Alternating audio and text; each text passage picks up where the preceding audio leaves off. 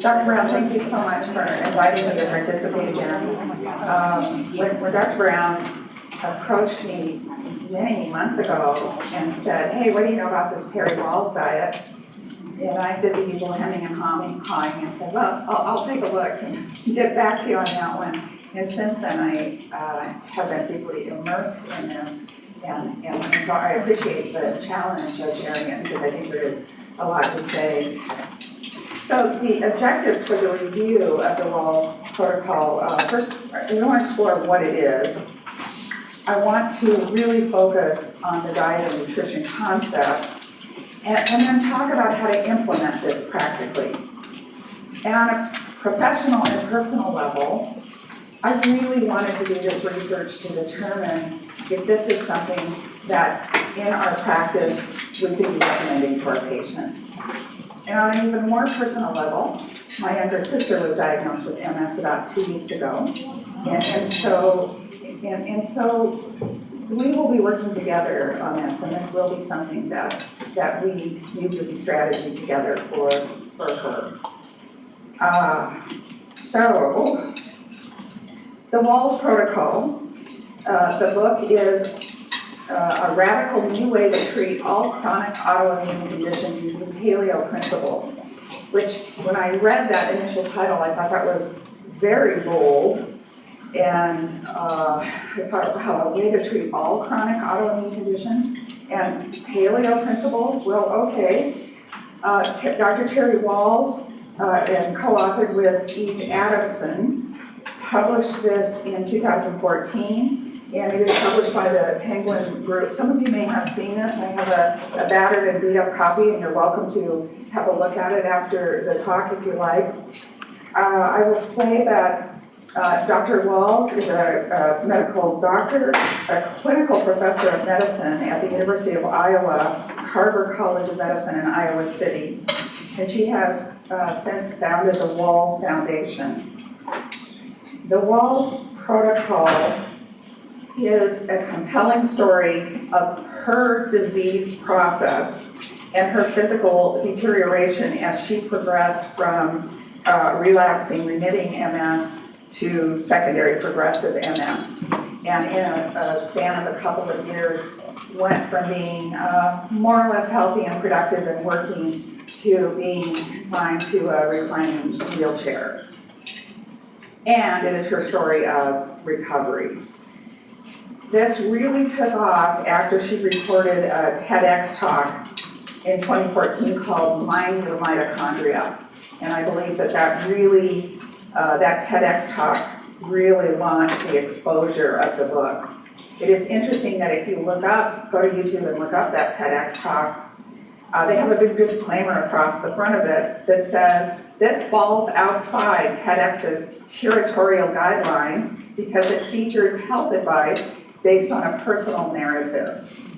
And I will agree with that. It is a very personal narrative for her to very candidly describe her progression of disease.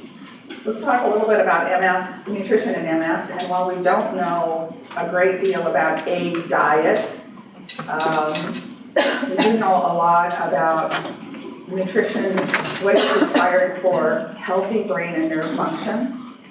And the healthy myelin requires key nutrients, the various Bs, omega-3 fatty acids, iodine. Neurotransmitters, as you know, require, again, a broad spectrum of B vitamins and sulfur. And the brain cells require all of that, and various amino acids, sulfur, and especially vitamin B6. Dr. Wahls was recognizing that discovering a treatment required more than just a handful of vitamin supplements. And she also developed an ambitious goal of focusing on biochemical restoration using these key nutrients.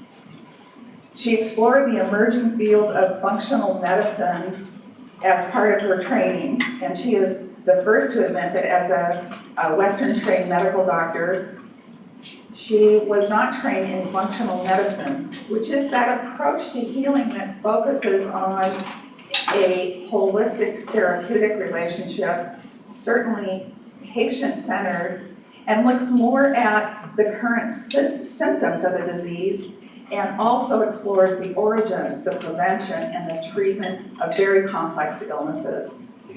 Functional medicine integrates the best of the practices of Western medicine. Sometimes we call it alternative or integrative, but it certainly includes nutrition and diet, exercise, detoxification, and stress management. Functional medicine approach in MS, as defined by Dr. Terry Walls, includes nutrition to reduce mitochondrial strain, to improve immune cell, to reduce toxins, to balance stress hormones, and reduce infection. And I'm interested that Dr. Walls develops specific strategies targeting the areas of nutrition with food as the core with specific therapeutic targets, integrating electrical stimulation of muscles, using regular stretching and exercise, and a strong commitment to reducing stress, using especially meditation and prayer as part of the stress reduction. My scope of practice as a registered dietitian is to discuss the nutrition part of it.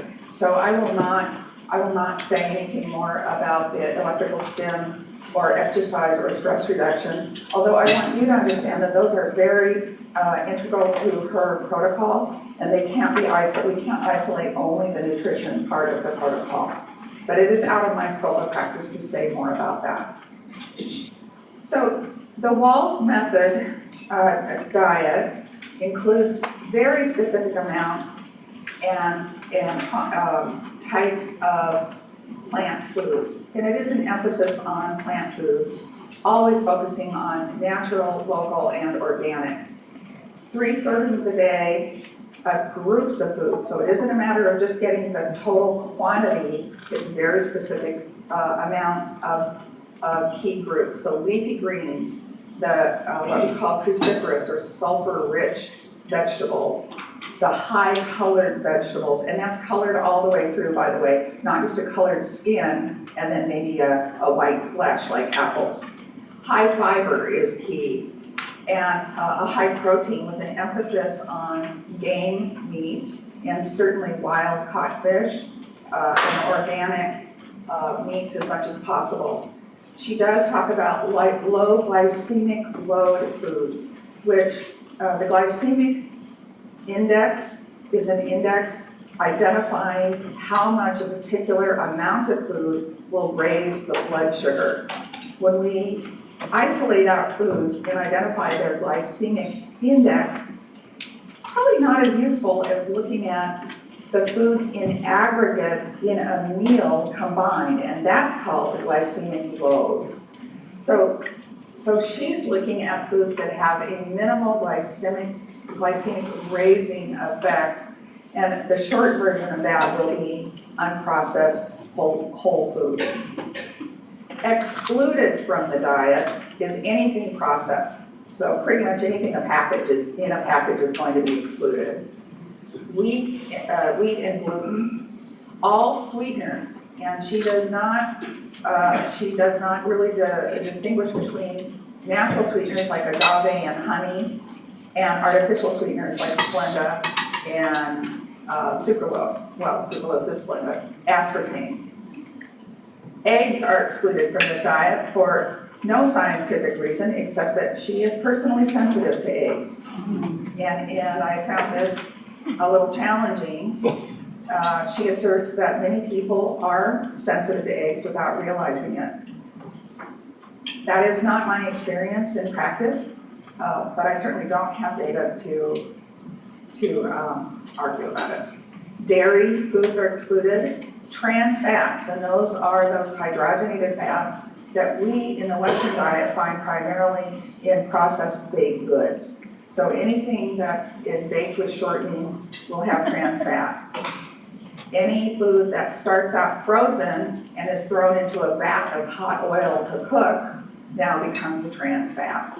So while trans fats are found in small amounts in nature, they are primarily found as hydrogenated processed fat. So anytime you take an oil and under heat and pressure convert it to a solid, you've changed the form of the fat. And you've changed it from a fatty acid chain that can be metabolized, digested, and used in the body to something more like a plastic that is going to be stored. Preservatives and flavor enhancers such as MSG are also excluded from this diet, and she excludes microwave and irradiated foods. I find that interesting and say more about that. So this is the short version. 3 cups of greens, specifically spinach and chard and kale. She recently published a paper on the nutrient content of curly kale versus the lacinata kale, or some people call it dinosaur or Italian kale. And I was very, very happy to hear that the lacinata kale actually has a higher nutrient content, because that's my personal favorite. So 3 cups a day of these dark green leafy vegetables. You'll notice that romaine lettuce and iceberg lettuce are not included in that group. She includes 3 cups a day of colored vegetables, and these are the deep colors. And then 3 cups a day of the sulfur containing. So all of those cruciferous vegetables and onions and mushrooms. So the 9 cups a day are the cornerstone of the Walls diet. Again, very specific amounts of dark leafy greens, the deeply colored vegetables, and then the sulfur-rich vegetables. I will say that there are actually 3 levels of the Walls diet. The first is the Walls method. That is one we're focusing on today. The next level is what she calls the Walls paleo. And in that diet, she reduces all grains and legumes and potatoes. And in the Walls paleo plus, all grains and legumes are also excluded. And there's an emphasis on coconut oil and an emphasis on intermittent fasting that we just heard from Dr. Pichu. So this would be the short version of the menu. And this is what intrigued me when I took on this project. I wanted to see where it was going and how different from the healthy nutrition principles that we recommend, whether we're talking about a Mediterranean diet, a high protein or a high vegetable diet. And when I looked at this, I thought, wow, this really isn't very different from the way I eat.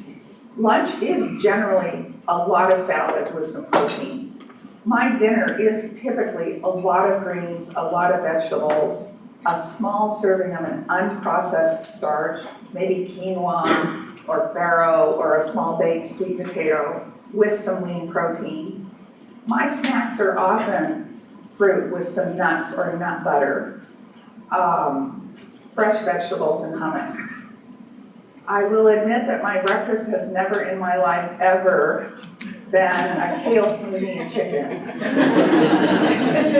I'm not criticizing, but that was a challenge to start with. So as I looked at this menu plan, I thought, well, what are the things I want to try to do with this? And my first thought was, what are the challenges with following this diet? How do we best strategize to be successful? How much would it cost? And finally, could a person with MS manage this? And I was thinking of it from several perspectives. Would the fatigue factor be a detriment to being able to be successful long term?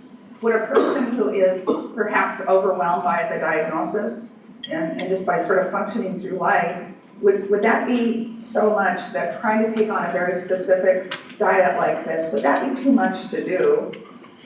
Could you do it if you didn't have great support?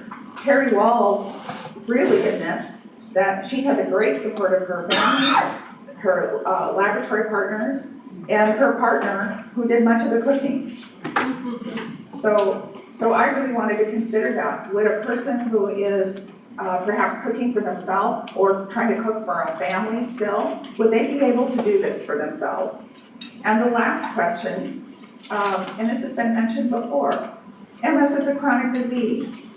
This protocol probably needs to be taken on and maintained every day for the rest of your life. And that to me is always the question, whether I'm working with a person with diabetes or irritable bowel syndrome or eating disorder or MS, can the diet regimen that we develop be sustained every day for the rest of your life? And if the answer is no, I don't think we have the right diet. Even if it's nutritionally sort of perfect, whatever that is, we have to be able to sustain this. So those were all questions that I was asking in terms of the practical strategies. So I took it on for a week to be absolutely diligent to the protocol. And here's some of the strategies that I walked away with. First of all, planning is absolutely fundamental to success. And not just planning dinners for a week, but planning every breakfast, every snack, every lunch, and every ingredient. And I actually recommend not just making a shopping list, but really determining where you can find the foods that will fit the protocol. This is not a great image, I think. It's a little blurrier than I'd like. But this was actually the result of part of my shopping for the week of this Wall's diet. And you'll probably recognize some of the products from Trader Joe's. The bags of organic greens, the unsweetened almond milk, the packets of just a handful of nuts, great for snacks, the seaweed snacks, the Organic Girls Super Greens in the triple wash plastic tub. I also leaned on Costco for the organic chicken and hamburger. Thank goodness they have that. I went to the farmer's market where my favorite fish seller, Wilson's, has beautiful fresh caught wild salmon, and they process it right on their boat, and it is absolutely amazing. It's also $25 a pound. I went into my own freezer, and I have that for the first time ever.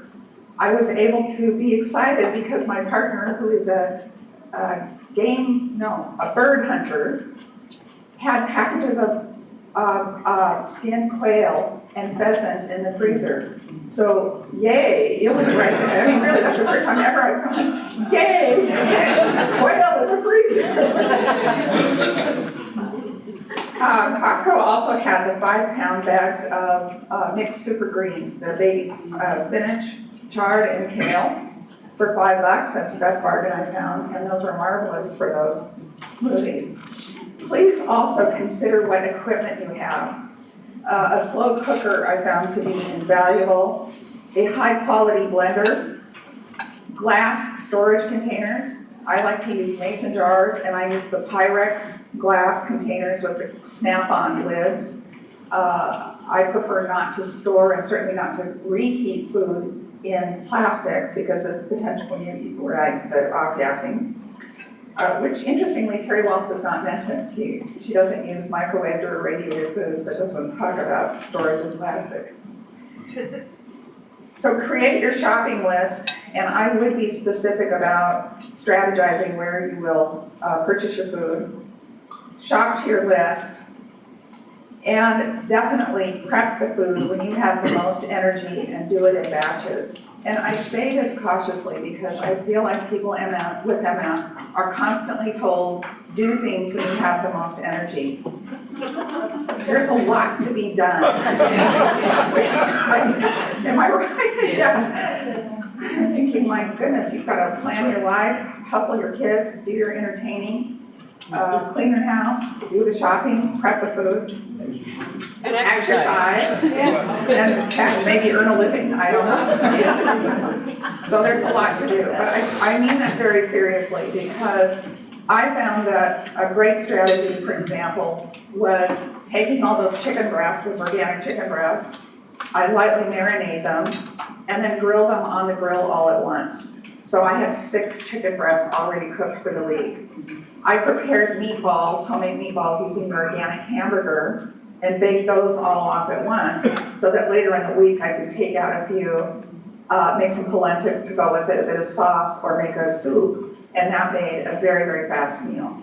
So organizing the vegetables even, doing the washing and chopping, storing them in those glass containers so that a meal at the end of the day means grabbing a handful of this and a handful of that, a bit of a saute, that sliced chicken breast and dinner is put together in 10 minutes. But that requires a couple of hours of prep, either at the beginning of the week or the beginning of the day when you have the most energy. Again, cooking once for several meals is a key for me. And I will say this as a mom of 4, all of my kids' lives, I have done serious menu planning, shopping ahead, cooking ahead. There's always a couple of meatloafs in the freezer, a couple of containers of spaghetti sauce ready to go, all of this. I've always done this. And that was just to stay alive with 4 kids and their busy schedules. At this point in my life, where I'm an empty nester with not as much interest in cooking as I once had, I still find that is a great strategy, because those of us who are not planning meals for a family tend to get a little lazy about it, don't we? Or I do. I'll say that. I do. And if I'm not cooking for a group, it's too easy to get a bowl of cornflakes and stand at the sink and eat it. I'm not proud to admit that. All right, all of us? I'll move it. You'll move in? All right. So I think it is important for us to cook ahead and have that plan, so that on the days when we're fatigued and burned out and frustrated by whatever life is throwing at us, we can at least go home knowing that we can fall back on a decent meal. So my week of walls started out with the breakfast smoothie. And what I appreciated about that was, I was thinking of that 9 cups of greens and vegetables. Now, I practice what I preach. I probably eat 4 or 5 cups of plant food a day, but I don't eat 9. So being able to put 4 or 5 cups of vegetables in the blender and take it in a cup with me to work was a really good start for the day. The lunches I have done for a long time, mason jar salads. Anybody familiar with this idea? Have you done these? A couple people are, yeah. It's actually kind of brilliant, because for a person who is working or even not working, this is one of those, take an hour to set up 5 mason jar salads and you've got lunches for a week. You grab your jar and some fruit and you're out the door in the morning. But there is a little bit of a strategy. You want to make your vinaigrettes, whatever dressing you like, and put that in the bottom of the jar. You top that with your harder vegetables, so chopped celery and carrots and radishes and whatever you like. I like the shredded carrots too. Then add your softer vegetables like mushrooms and tomatoes, and then the protein. And every day of the week could be different. Some days I'll take a can of tuna and divide that a couple of jars, or beans, or if I have some leftover chicken or something from dinner, I might use that as the protein, or hard-cooked egg. And then on the very top, you smash in as many greens as you can. And when that's sealed up... Is that a quart jar? It is a quart jar. It looks like this. So it looks like this. And I promise you, this will keep all week in the refrigerator. So if you've made 5 of these for your 5 work days, on Friday, the jar that you pull out will be just as fresh. When you serve it, you just take the plate, invert it, the whole thing falls out, the dressing is all over, and it is a wonderful and fresh salad. This one has carrots and bell pepper. I'm using black beans for the protein. I had made some pickled vegetables, so I have those, and then lots of greens. And this is actually probably at least 2 and maybe closer to 3 cups of greens that have been pretty well packed in there. So a very handy way to put together lunches and have those available all week. I put a website for recipes, but I'm sure there are a million of them out there. Dinners actually become pretty simple to organize because you start with your protein. Terry Walls recommends the organic, grass-fed, wild game as much as possible, wild caught fish. Again, lots of salad with the greens, the sulfur-containing cruciferous vegetables, broccoli, cabbage. I typically toss them in olive oil and a little sea salt and roast them on my grill.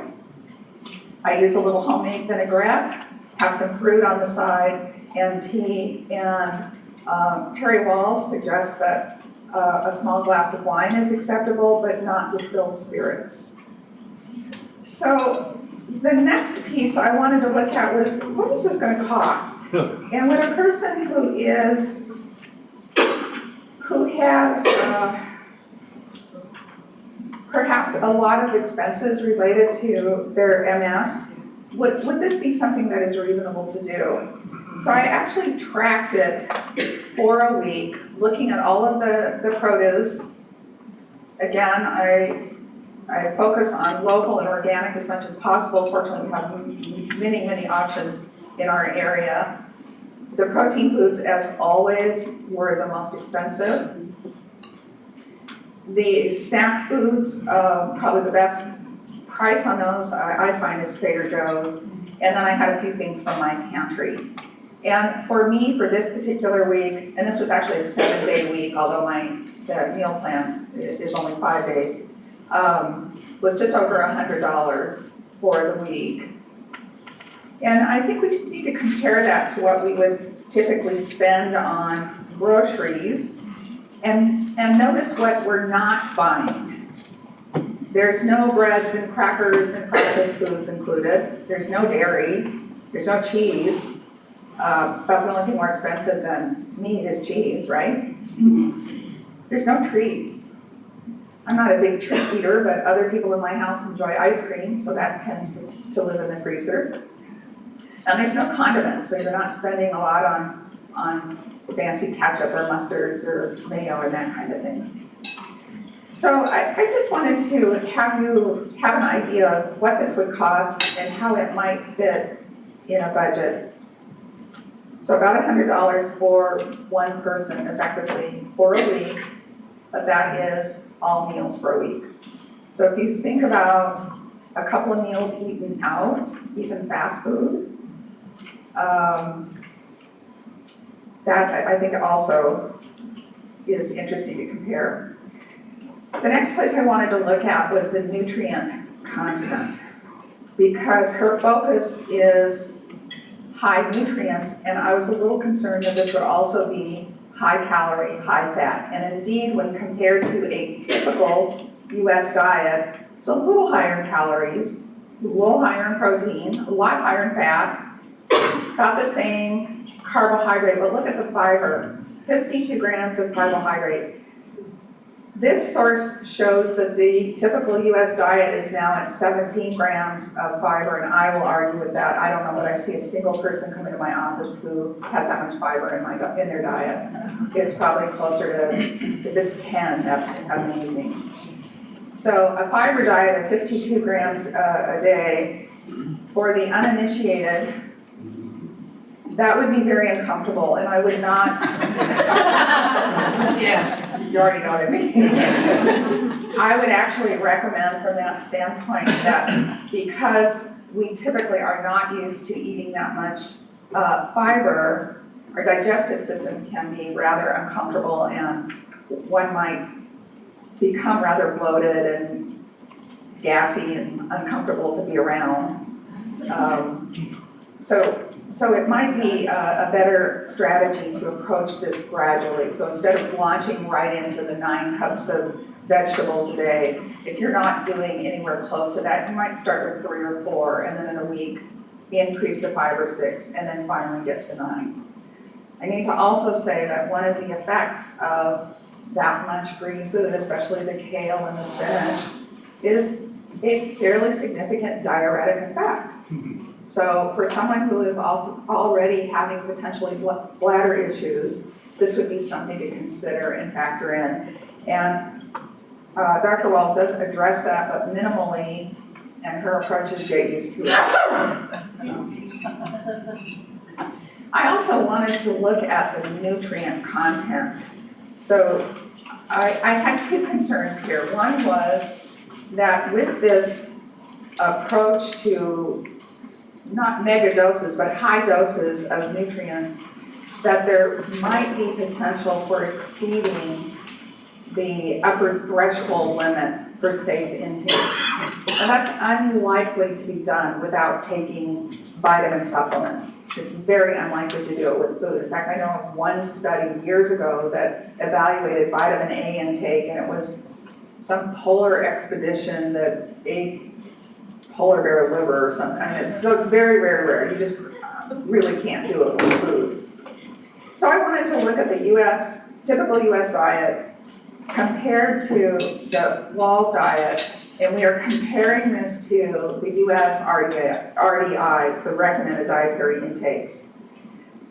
Remember something about the RDIs though. Those were established for healthy people, okay? So for people who have health challenges, we all expect that those are probably too low.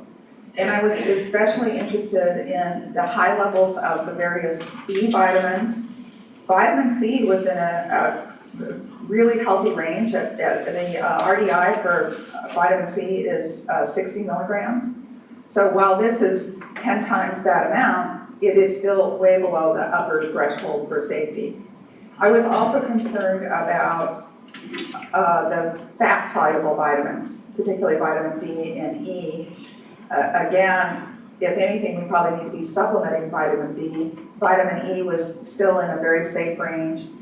Iron might be the one issue, and for people, particularly men, excessive iron levels could lead to high red blood cell count, hyperhemochromatosis. That can be another problem, but that's something that's easily managed with a blood test. So I would say that these are well within therapeutic levels and not in a level that would be concerned about toxicity. Now that said, Dr. Wahls does recommend supplements. And I have to say that I was pleasantly surprised that her approach focused on food. Because while supplements may provide the chemical nutrient, supplements don't provide the full range of the food nutrient.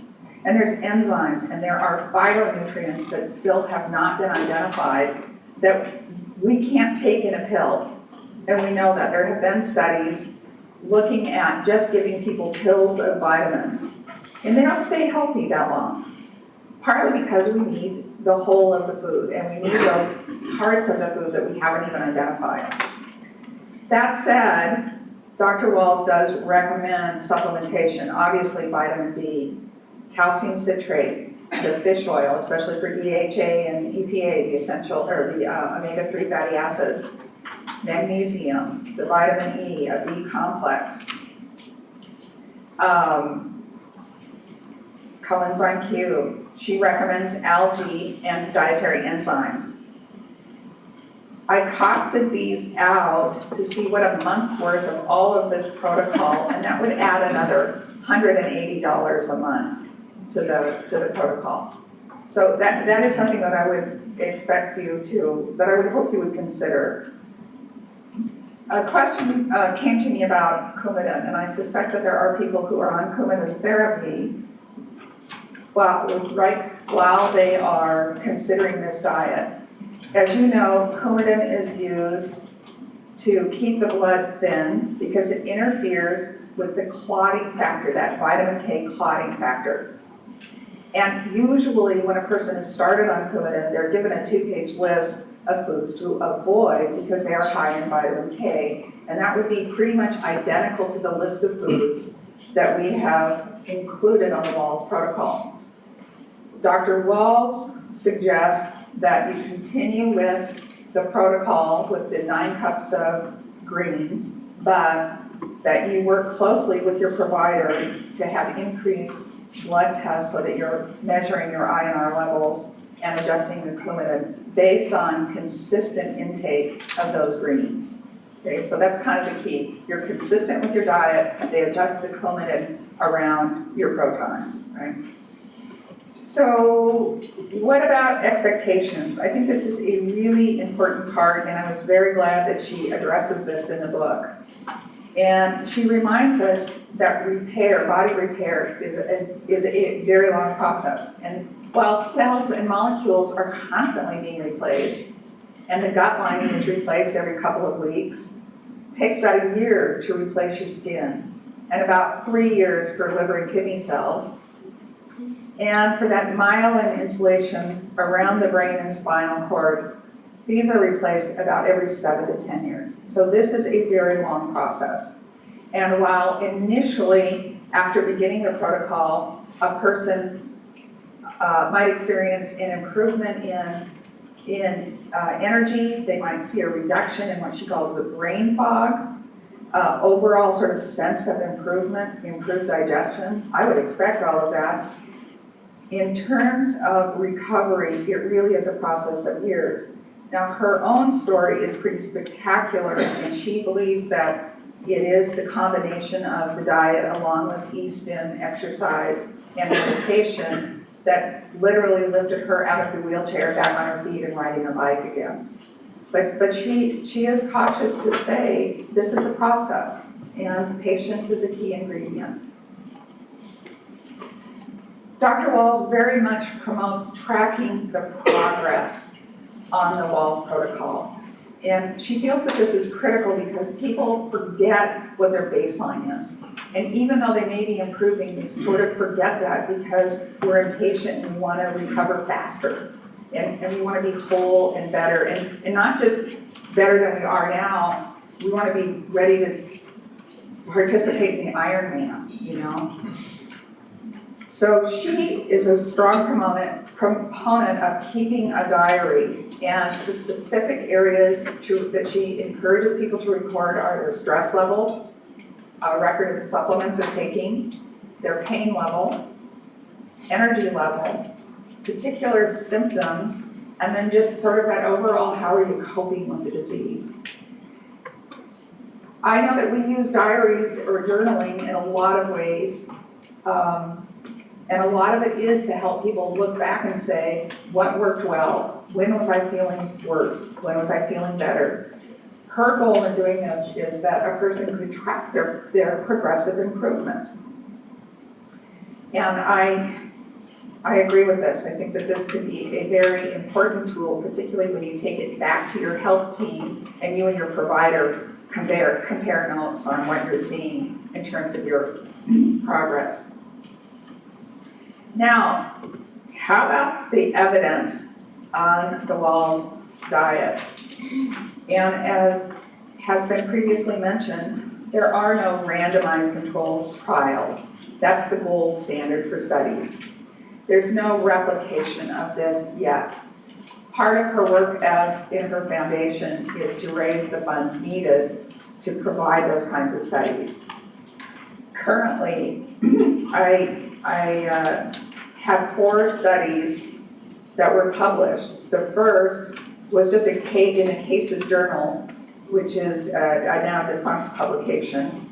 You can still find it in 2009. And it really is the case report of her own progression. And she doesn't mention it herself, but it's a study of one, and it mirrors exactly the story as she told it on the TED Talk. The 2010 Complementary Medicine reviewed 14 key nutrients based on a food frequency questionnaire for 39 people. And what they discovered was the key nutrients linked to cognitive scores were folate, magnesium, vitamin C, and vitamin K.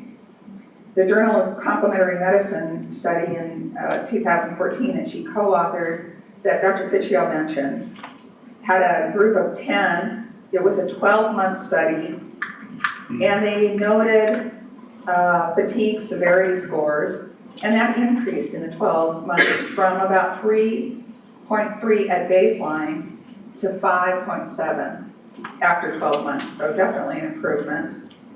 And finally, there was the nutritional neuroscience that was looking at the adequacy of intake of brain micronutrients. So while we see strong correlation between nutrient intake and improved scores, Again, there's no randomized controlled trial. These are very, very small studies by any standard, and yet they're compelling. So I looked at various sites, including the MS Foundation and the MS Discovery Forum, who reviewed the Wahls diet extensively, and their conclusion statement is that more research is needed, and they need to address the study design.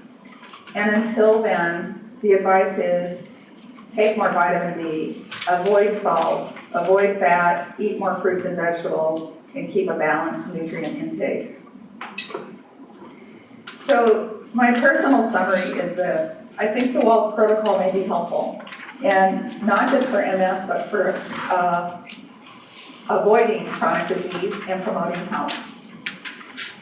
I think that planning is absolutely key to success. I agree with keeping a diary to discuss with your providers, and I encourage you to take a large dose of patience as you encounter this journey. I definitely do not think there is any harm to starting this diet. You will not, certainly not become nutrient deficient, nor will you become nutrient toxic.